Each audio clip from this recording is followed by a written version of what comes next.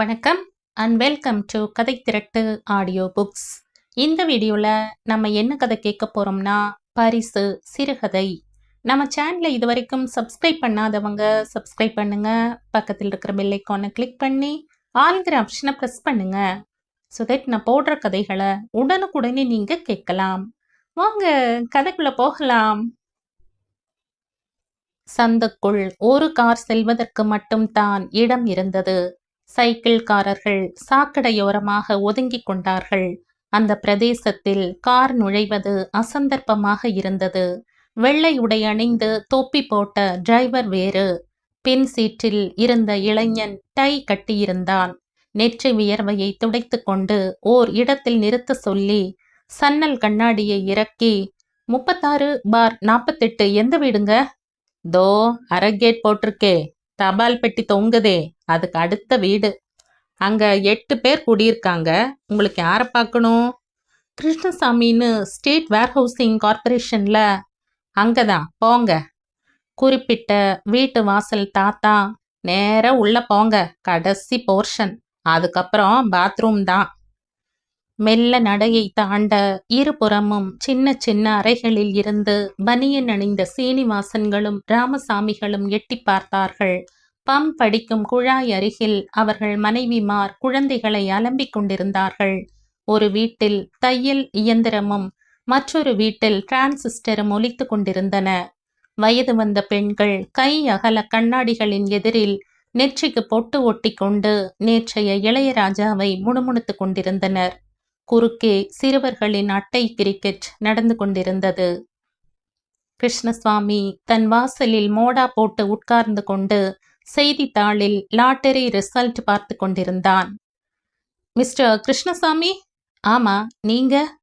என் பேர் அனில்குமார், விண்டாஸ் கம்பெனியிலிருந்து வர்றேன். என்ன விஷயம் என்றான் சாமி நெற்றியை சுருக்கி கொண்டு. ஏதாவது விற்பதற்கு வந்திருக்கிறான் போலும்.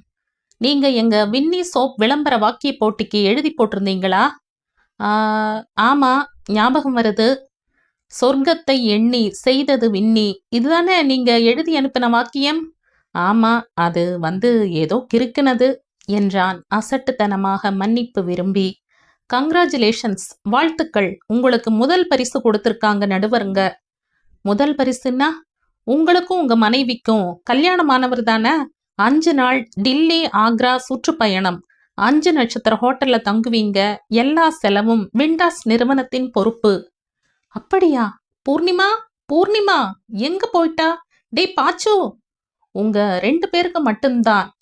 சுவாமியின் முகம் மலர்ந்தது. உட்கார்ந்து, சார் என்ன சாப்பிடுறேள்? பாச்சு, பூர்ணிமாவை கூப்பிடு. முன்கட்ல முதலியார் வீட்டுல டிவி பார்த்துட்டு இருப்பா. இளைஞன் மோடா மேல் கர்ச்சி போட்டு உட்கார்ந்து, இந்தாங்க எங்க மார்க்கெட்டிங் டைரக்டர் கிட்ட இருந்து லெட்டர். இதில் கையெழுத்து போட்டுடுங்க. வெள்ளிக்கிழமை எல்லா பேப்பர்லையும் உங்க பேர் வரும். ஒரு போட்டோ வேணும், இருக்கா? அசோக் ஹோட்டல் வவுச்சர், ஏர் டிக்கெட் எல்லாமே அதே தேதிக்கு அனுப்பிச்சுடுவோம். இவங்க? பார்த்த சாரதி, என் பிரதர். அவனிடம் தன் கார்டை கொடுத்தான் டை இளைஞன்.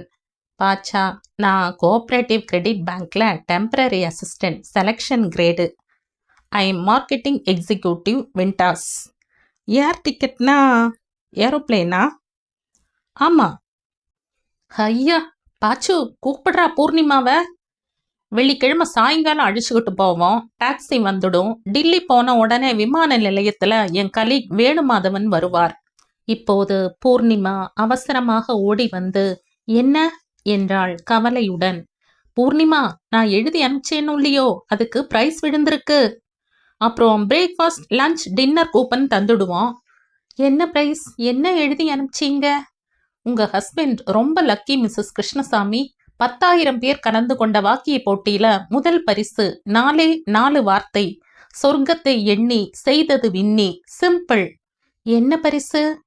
ஒரு வாரம் நாம 2 பேரும் டில்லி ஆக்ரா எல்லாம் சுத்தி பார்க்கறாப்ல. ஏரோப்ளேன், 5 நட்சத்திர ஹோட்டல். இன்னும் என்ன சார்? அப்படியா என்றாள் நெஞ்சை 2 கைகளாலும் அழுத்தி கொண்டு. நாம அன்னைக்கு வின்னி சோப் வாங்கினோமா, அதில் ஒரு போட்டி வச்சிருந்தது. 4-5 சினிமாக்காரனை அடையாளம் கண்டுபிடிக்கிற மாதிரி சுலபமா இருந்தது. அப்புறம் 4 வார்த்தையில ஒரு வாக்கியம் எழுதும்படி கேட்டிருந்தா. ஏதோ தோணினதா எழுதி அனுப்பிச்சா, கிடைச்சுடுத்து. நம்பவே முடியல. நாம ஏதாவது பணம் போடணுமா என்றாள். அப்படியெல்லாம் இல்ல. இங்க புறப்பட்டதுல இருந்து திரும்ப வீடு வந்து சேர்ற வரைக்கும் எல்லாம் விண்டா செலவு. மணி, இந்த வாரம் வார பலன்ல வடக்கே இருந்து தன லாபம்னு போட்டிருந்தது. அப்படியே பலிச்சு போச்சுது என்றான் பாட்சா. எங்க கம்பெனி மேற்கு சார், பாம்பே. எப்படியோ கொஞ்சம் வடக்கும் இருக்கும் இல்லையா? என்னவோ பற்றி சொல்லுத்து, கிடைச்சாலும் கிடைக்கும்னு. சாருக்கு காஃபி கொடு. இல்ல சார், வேண்டாம். எனக்கு செகண்ட் பிரைஸ் ஆசாமிய சந்திக்க போகணும். இதுல ஒரு கையெழுத்து போட்டுட்டீங்கன்னா ஒரு ஃபார்மாலிட்டிக்கு. அந்த இளைஞன் சென்றதும் பல பேர் சாமியை சூழ்ந்து கொண்டார்கள். எப்படி சார் தோணித்து? இந்த ஸ்டோர்லயே முதல் தடவையா பிரைஸ் விழுந்திருக்கு. நானாவுக்கு ஒரு முறை பூட்டான் லாட்டரியில கிடைச்சதே, 100 ரூபா. எதிர் போர்ஷன் பட்டம்மாள். என்ன பூர்ணிமா, பிரைஸ் கிடைச்சிருக்காமே, டில்லி போக போறியா? இன்னும் சரியா தெரியல மாமி. Poornima aunty, congratulations. எப்ப ட்ரீட்? எனக்கு 2 மோடாவும் சப்பாத்திக்கல்லும் வாங்கிட்டு வந்துடு, காசு கொடுத்துடுறேன். அதுக்கு என்ன? டில்லியில அல்பகோராப்பழம் சீப்பில்ல என்று கேட்டார் ஆதி நாராயணன். இப்ப சீசன் இல்லை என்றான் பாட்சா. நம்பவே முடியல பூர்ணிமா. ஏதாவது ட்ரிக் இருக்க போறது. எல்லாமே பிளேனா? ஆமாம். அந்த கடிதத்தை பிரித்தான் பாட்சா. அண்ணா, மன்னி, இதுல எல்லாம் புட்டு புட்டு வச்சிருக்கான். அன்புள்ள திரு கிருஷ்ணசாமி, விண்டாஸ் நிறுவன சார்பில் வரவேற்புகள். நவம்பர் மாதம் நாங்கள் நடத்திய போட்டியில் நீங்கள் முதல் பரிசு பெற்றிருக்கிறீர்கள் என்பதை மிகவும் மகிழ்ச்சியுடன் தெரிவித்துக் கொள்கிறோம். வாழ்த்துக்கள். இந்த பரிசு திட்டத்தின்படி உங்களுக்கும் உங்கள் மனைவி அல்லது நண்பர் இருவருக்கும் விமான டிக்கெட் போக வர Chennai, Delhi to Agra, Jaipur to Delhi to Chennai தரப்படும். ஐடிசி நிறுவனத்தை சார்ந்த ஹோட்டல்களில் டீலக்ஸ் அறையும் டூரிஸ்ட் பஸ்ஸுக்கான சுற்றுலா கட்டணங்களும் காலை உணவு, மதிய உணவு, மாலை தேநீர், இரவு உணவு அனைத்தையும் எங்கள் நிறுவனம் மகிழ்ச்சியுடன் ஏற்றுக்கொள்ளும். உங்கள் வழி செலவுக்காக தினம் தலா ரூபாய் 300 அளிக்கப்படும். உங்கள் உல்லாச பயணம் இனிதே ஈடேற வாழ்த்துக்கள். இவன் அருண் சிவதசானி. பாட்சா கடிதத்தை மடித்து நிமிர்ந்து, அண்ணா, உனக்கு நிஜமாவே மச்சம். 4 வார்த்தைகளுக்கு இத்தனை மவுசா? மன்னி, நீ போய்த்தான் ஆகணுமா, இல்ல நான் போகட்டுமா? ஆசை பாரு. முதல்ல உங்க அண்ணாவோட இந்த எலி வலையை விட்டு கிளம்புற சான்ஸ் வந்திருக்கு. சும்மா சொன்ன, சந்தோஷமா போயிட்டு வாங்கோ. பாச்சா, முதல்ல மேப்பை பாரு. ஆக்ரா எங்க இருக்குன்னு ஐசிஎஃப்க்கு வடக்க போனதில்லனா என்றான் சுவாமி. நான் தெரு கோடி தாண்டினதில்ல என்றாள் பூர்ணிமா. போய் ஹைதராபாத் போயிருக்கல சின்ன வயசுல. குளிரா இருக்குமா? டில்லியிலையா? எல்லாம் லெட்டர்ல போட்டிருக்கான் பாரு. பாச்சா கடிதத்துடன் இணைத்திருந்த குறிப்புகளை படித்தான்.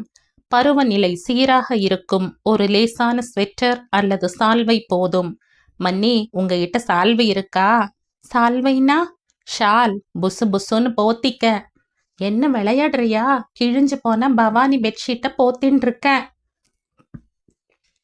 அது எங்க கிழிஞ்சிருக்கு, சும்மா சொல்லாத என்றான் சுவாமி. பூர்ணிமா, அந்த ஓல்டால் என்னாச்சு? அது எப்பவோ கிழிஞ்சு போய் தர துடைக்க எடுத்துண்டாச்சே. என்னோட பச்சை ஸ்வெட்டர், அது அந்து பூச்சி பாதி சாப்பிட்டாச்சு. அண்ணா, டெல்லிக்கு போகணும்னா மினிமம் ஒரு ஸ்வெட்டர், நல்ல செருப்பு, டீசெண்டா ஒரு ஷூ, மன்னிக்கு மைசூர் சில்க்ல ஒரு புடவை கட்டாயம் வாங்கித்தான் ஆகணும். சின்னதா ஒரு லிஸ்ட் போட்டுடலாம். புதன்கிழமை அந்த பட்டியல் பெரியதாக இருந்தது. டார்ச் லைட், உல்லன் சாக்ஸ், பருப்பு பொடி போன்ற உபரி சமாச்சாரங்களும் சேர்ந்து கொண்டன. பூர்ணிமா 3 நாட்களாக பேக் பண்ண ஆரம்பித்தாள். ஓண்டு குடித்தனக்காரர்களின் பட்டியலும் நீண்டு கொண்டே வந்தது. கம்பளி நூல், தாஜ்மஹால், மாக்கல் பொம்மை, மயிலிறகு விசிறி, மோடா, சப்பாத்திக்கல், மடக்கு நாற்காலி, போட்டோ ஆல்பம், அரை ஸ்வெட்டர். உற்சாகத்துல எல்லாருக்கும் தலையாட்டாதீங்க மன்னி. நீங்க 2 பேரும் போய் என்ஜாய் பண்ணிட்டு வாங்கோ. வியாழன் இரவு பூர்ணிமாவும் பாட்சாவும் பேக்கிங் முடித்து விட்டார்கள். கல்யாணமானதிலிருந்து நாங்க ஹனிமூன் கூட போனதில்ல பாட்சா.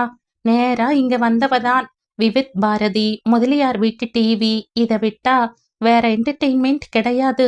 உங்க அண்ணா ஓவர் டைம்னு பணம் சம்பாதிக்கிறதுலயே இருக்கார்.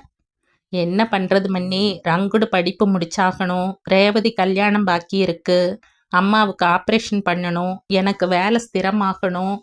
நான் ஒன்றும் குறையா சொல்லல.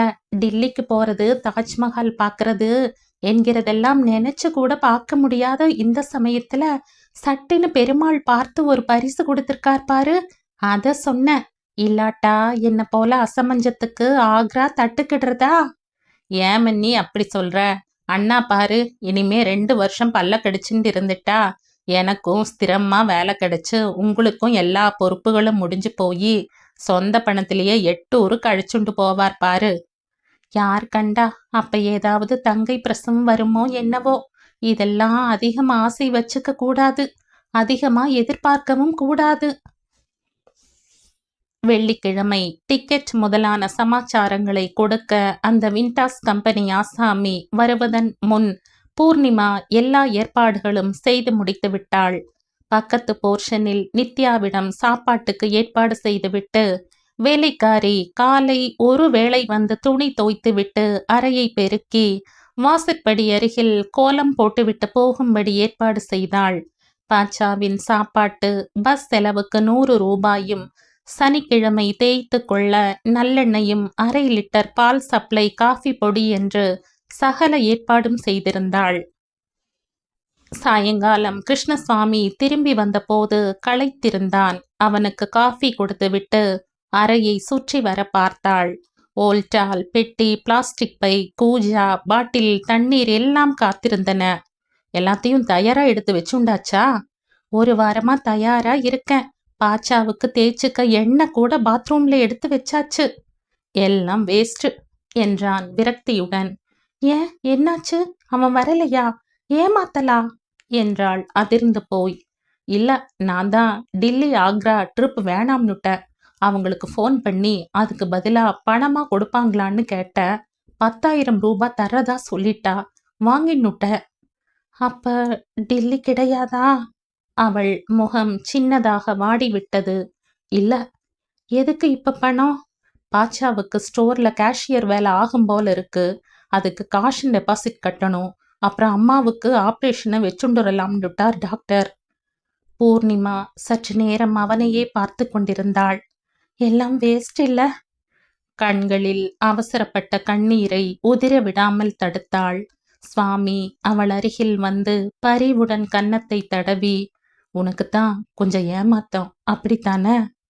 பரவாயில்ல, இன்னொரு தடவை பிரைஸ் விழுந்தா ஆக்ரா பார்த்துக்கலாம் என்றாள்.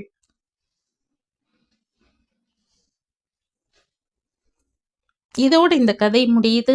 இந்த கதை உங்களுக்கு பிடிச்சிருந்தா லைக் பண்ணுங்க, ஷேர் பண்ணுங்க, சப்ஸ்கிரைப் பண்ணுங்க. மற்றும் ஒரு இன்ட்ரெஸ்டிங்கான கதையோட அடுத்த வீடியோல சந்திப்போம். பை.